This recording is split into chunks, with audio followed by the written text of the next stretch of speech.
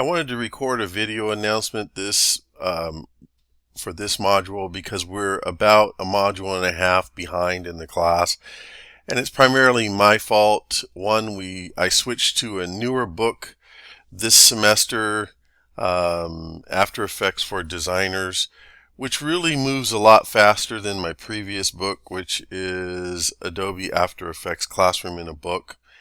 And the After Effects for Designers is really appropriate for students who have some experience with Adobe tools or nonlinear editing, such as working with and creating animations with Adobe Animate, or Adobe Premiere for video editing.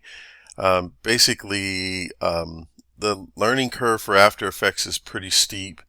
And if you're concurrently enrolled right now in courses like Photoshop and Illustrator, and it's your first time working with Adobe products, this is learning After Effects can be a challenge, and it can be a challenge in general.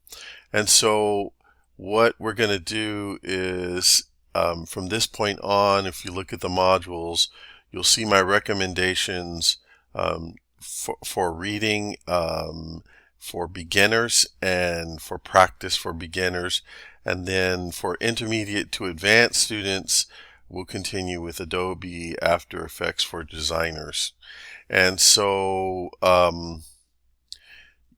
there will be instances where you will be required to read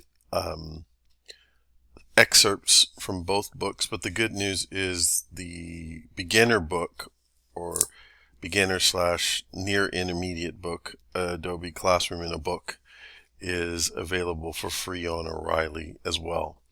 And so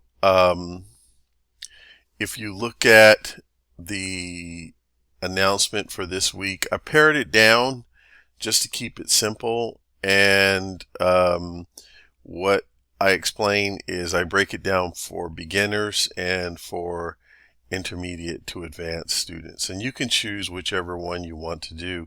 In the end, you're all going to get to the point where you can create the lab or complete the lab requirement. Some of them might be very simple, some might be very elaborate. For example, if you're a beginner, I want you to read Chapter 3, Animating Text in Adobe After Effects Classroom in a Book. And this book, again, is free at O'Reilly.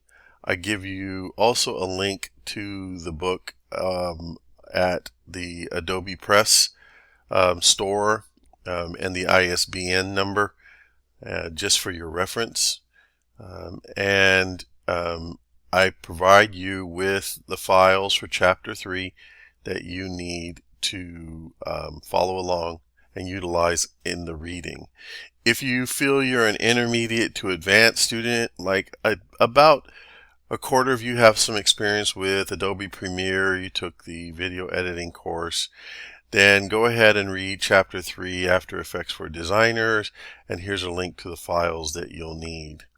I also want you to read the Type Illustrator article under Lecture and Typography Resources.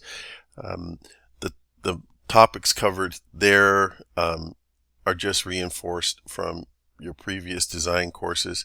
And then I have a demo video that I want you to watch, that I demonstrate working with text layers. But I strongly recommend, especially if you're a beginner, that you read Chapter 3 first, then come back and work through my demo. My demo does not require any files. And then everyone has to complete Lab 4. And then what I want you to do this week is, in Lab 4, I explained that I want you to create your own YouTube channel. Or if you have an account somewhere else like Vimeo or what have you, or if you want to publish to Creative Cloud, I want you to publish your MP4 or your project to one of those three sources, and then submit the link to your composition to the Dropbox. Now, there'll probably be a lot of questions. If you have questions, post your questions to the questions form. For those beginners that are behind, I will be contacting each of you individually to arrange some time to get you caught up and comfortable with where we are in the class. At this point, we're going to move along at a fairly brisk pace. I will, well, should I say, I'll make materials available a little bit early, like week 5, I'll make available a little bit early. And we will have time to work on the final projects. As this course is generally each module, we have enough time to dedicate about a week and a half to each module and still get through the semester. So just hang in there. If you have any questions, please post them to the questions forum. I appreciate your patience.